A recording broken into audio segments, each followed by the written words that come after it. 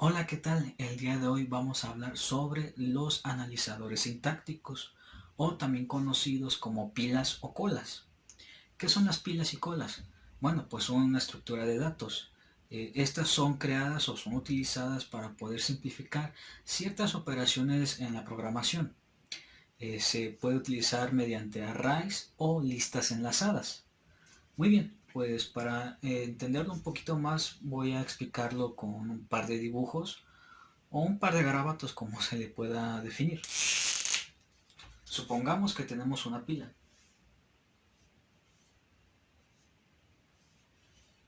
Una como esta. Supongamos que es nuestra pila.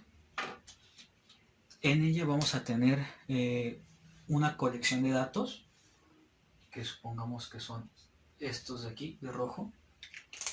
Y supongamos que nuestra pila no está llena, sino que nos quedan un par de espacios por acá, ¿no?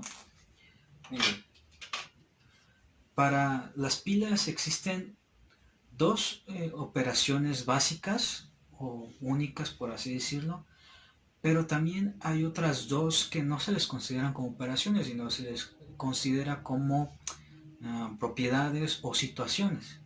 Una de ellas es cuando la pila no está llena o cuando la pila... No, perdón, no, lo dije al revés. Cuando tenemos una pila vacía, sin nada, se le conoce como que es una pila vacía. Pero también puede ser el caso en que la pila esté llena. En este caso supongamos que esta pila simplemente permitía, no sé, 8 datos y se encuentran los 8 datos ya dentro de esta pila. Entonces se le considera como que es una pila llena. Pero, repito, supongamos que no tuviéramos ningún solo dato dentro, entonces se le conoce como pila vacía. Que realmente, bueno, personal yo no las considero como operaciones, sino las considero como situaciones, porque realmente poco o mucho nos sirve de que tengamos una pila vacía o una pila llena. De hecho, al contrario, si tenemos una pila llena, podemos llegar a tener un error muy conocido. Déjenlo, vuelvo a pintar.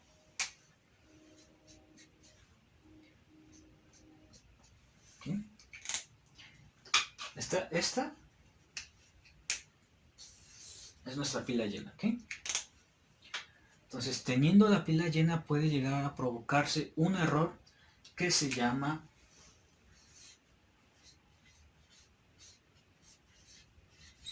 overflow o desbordamiento.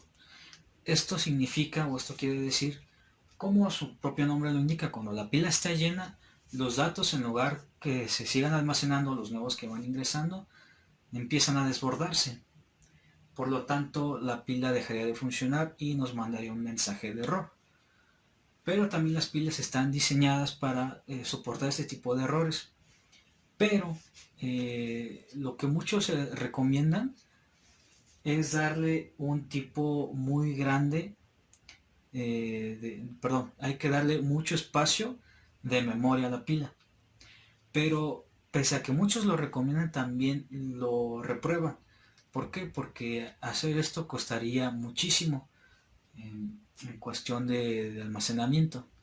Entonces, a pesar de que es un error muy común, la solución que se le puede dar es simplemente a prueba y error.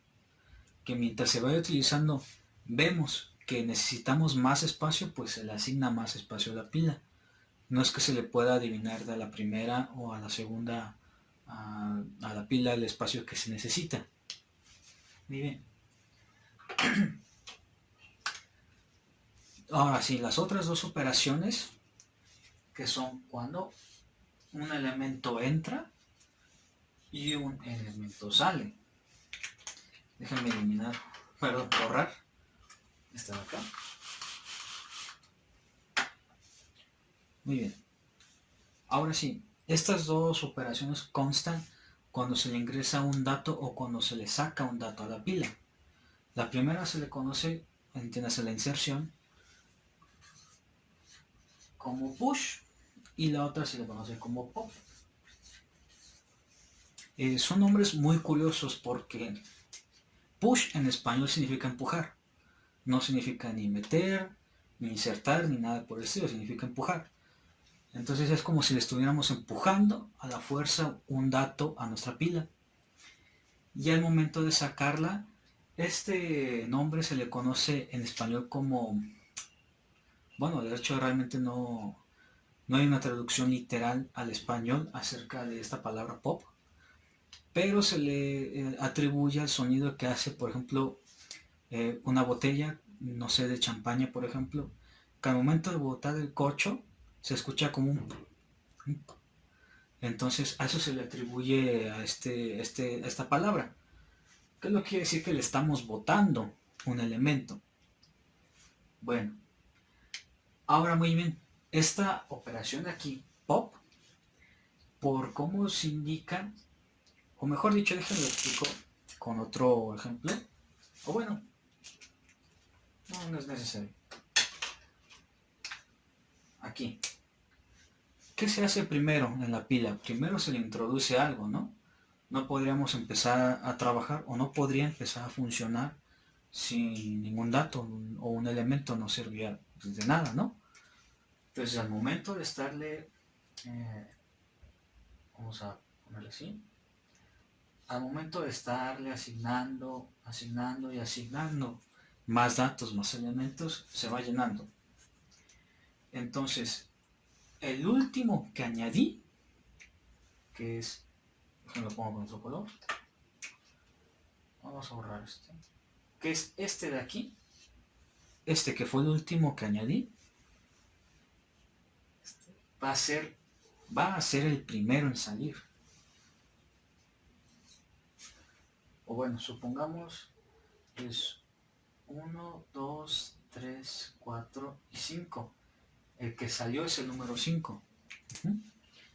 Entonces vamos a repasarlo. El primero que empujo, el primero que inserto, no, perdón, el último que inserto, el último que pongo, es el primero en salir. A este tipo de estructura se le conoce como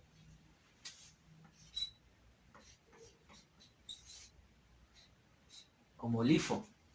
¿Qué quiere decir? Pues en español, o bueno, su acrónimo sería Last In, First Out. Déjenme lo escribo por acá.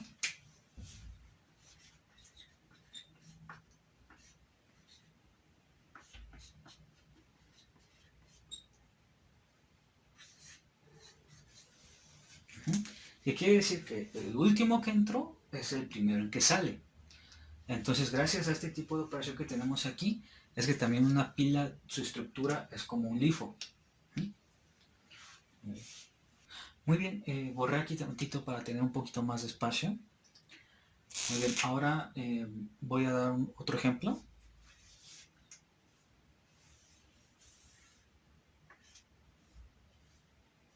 Ahora veamos la pila acostada para que sea un poquito más fácil tanto la explicación como el entendimiento. Muy bien. Esta es nuestra pila. Vamos a ponerle que serán un par de elementos. Por ejemplo, M, I, N, S. Bueno, es un ejemplo. Bueno, ¿qué es lo que hace el analizador sintáctico? Bueno, se entiende que es una pila. Lo que hace esto es inicializar el compilador y a su vez invoca el analizador morfológico. El analizador morfológico lo que hace es interpretar lo que le estamos añadiendo aquí. Es lo que le va a dar el entendimiento, es lo que le va a dar la razón. Muy bien, entonces supongamos que tenemos esta entrada. Lo que va a hacer el analizador sintáctico es reconocer cada una de estas y al momento de reconocerla, lo que va a hacer es, como dije, invocar o mandárselos al analizador morfológico. Voy a ponerlo aquí.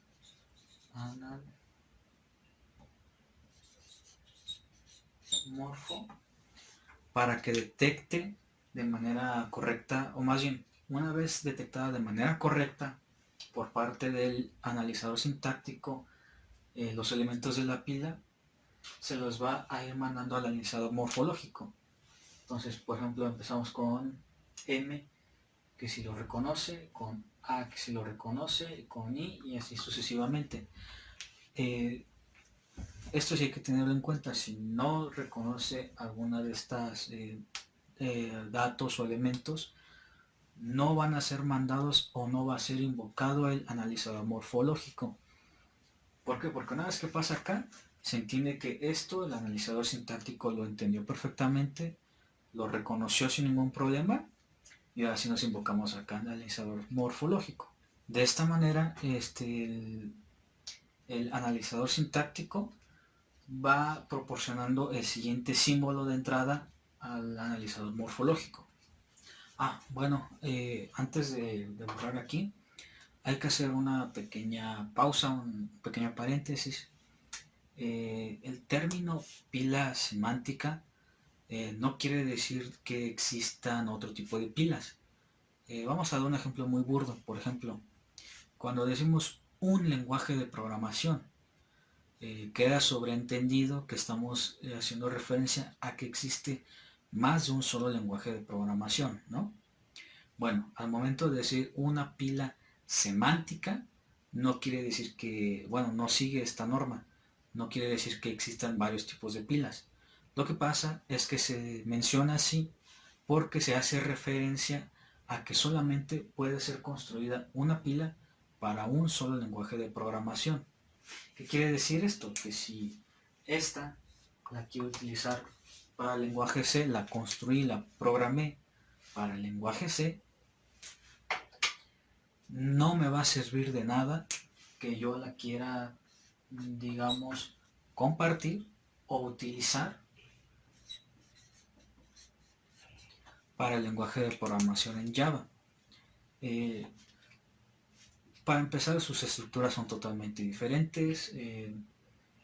Esto ya es muy obvio. Nada más es que hagamos énfasis en que una pila debe de respetar únicamente un lenguaje de programación. Puede ser el que sea, pero que respete uno. No puede haber combinaciones. No puedo de que, oye, préstame esta para Java. No se puede. Entonces, por lo tanto, tendríamos que, si esta pila la quiero, que fue construida para Java, la quiero utilizar para, perdón, que fue construida para C, la quiero utilizar para Java, pues no, error, eso no es posible. Muy bien, ahora liberando un poquito más el espacio aquí, me adelanté a poner el título de nuestra siguiente ilustración o nuestro siguiente ejemplo. Vamos a hablar sobre el análisis sintáctico, que trata sobre cómo funcionan tanto el analizador sintáctico como el analizador semántico. Bueno, como mencioné hace unos instantes, este análisis utiliza casi siempre o muy comúnmente una gramática de libre contexto.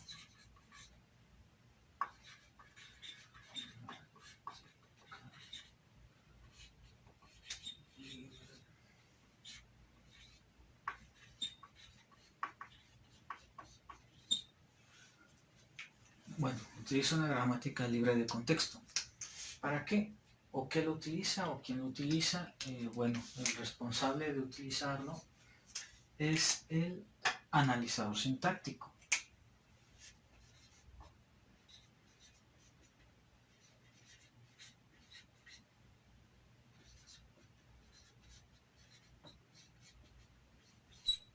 Aquí lo tenemos.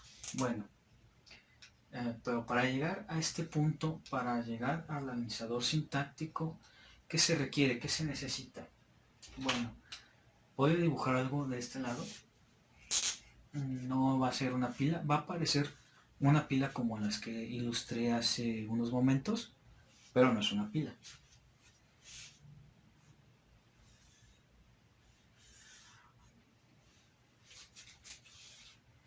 Bueno, ¿qué hay dentro de este cuadrito? ¿Qué ¿qué va a llegar de ahí al analizador sintáctico? Bueno, pues lo único que puede llegar al analizador sintáctico, dadas estas características y digamos estas palabras o sentencias clave, lo único que puede llegar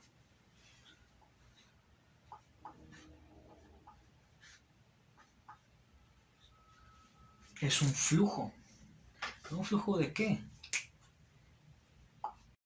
Una pequeña disculpa, no sé qué le pasó a mi cámara que de la nada dejó de grabar. Entonces, no me di cuenta exactamente en qué momento de la explicación dejó de grabar. Pero creo que fue cuando estaba explicando aquí lo que era esto. Así que lo diré así como lo estaba diciendo. Lo único que puede llegar al analizador sintáctico, dadas estas características, es el flujo de tokens.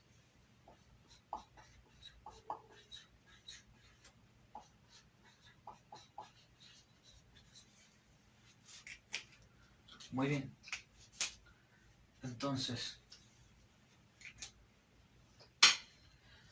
teniendo todas estas características en el análisis sintáctico, teniendo nuestra gramática libre de contexto, que está siendo utilizada por un analizador sintáctico, que a la vez le está llegando su flujo de tokens, pues se puede construir el árbol que mencioné anteriormente, que va a ser nuestro... Bueno, vamos a obtener nuestro árbol de sintaxis concreta, o como se le conoce en algunos libros de texto como parser tree o tree parser. Esto lo que hace es que el flujo de tokens al momento de ser pasados o analizados en el analizador sintáctico, pues nos crea un árbol de sintaxis concreta. Entiéndase como que cada token que ingresó ya tiene una sintaxis, o ya le corresponde una sintaxis para poder ser usada posteriormente. Este como tal es el objetivo del análisis sintáctico. Bueno, por último vamos a hablar sobre los dos analizadores que existen. En este caso vamos a empezar con el descendente. Aquí escribí una gramática para utilizarla de ejemplo en un momento. Pero ¿de qué se encarga el descendente o cómo funciona? Bueno, pues parte desde el axioma inicial de la gramática, eso con el fin de construir la frase a analizar o a la frase analizada. Bueno, me tomé la libertad de terminar de dibujarlo para poder explicarlo. Bueno, ¿cómo funciona? Pues como dije, toma derivaciones por parte de la izquierda hasta formar la palabra o la frase analizada. Muy bien. Entonces aquí podemos ver que C nos está diciendo que es C, A mayúscula, D, y que A mayúscula nos está derivando que es A y es B. Pero aquí hay un problema. Aquí en S, que nos está diciendo que es C, A mayúscula y D. Aquí choca, aquí no tenemos, aquí no está dentro B. Por lo tanto, B nos está generando un error a partir de acá. Entonces, lo correcto sería eliminar B de aquí y quedaría construido nuestro árbol descendente de manera correcta de esta manera.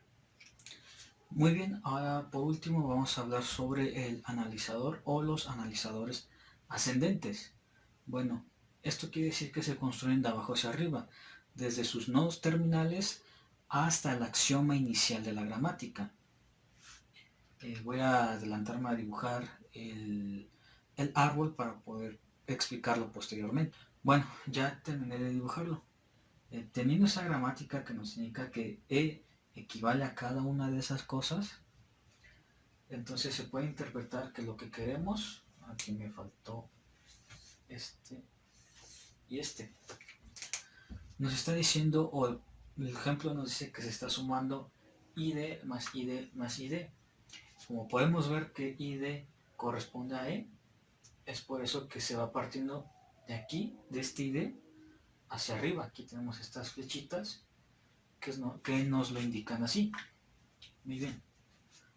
Ahora, como tenemos aquí esta expresión E más E, nuestro signo más también está dentro de la gramática de E, que tenemos estas de aquí. Ahora, la intención de este ejemplo es únicamente mostrar cómo es un árbol ascendente o cómo se genera un árbol a partir de un analizador ascendente. En este caso podemos ver que la frase que queremos analizar se introduce primero. Bueno, en este caso es una suma, id más id más id, y va construyendo todo hacia arriba hasta llegar al nodo final. Bueno, esto sería todo de mi parte, espero que haya quedado lo más entendible posible y pues muchas gracias por ver.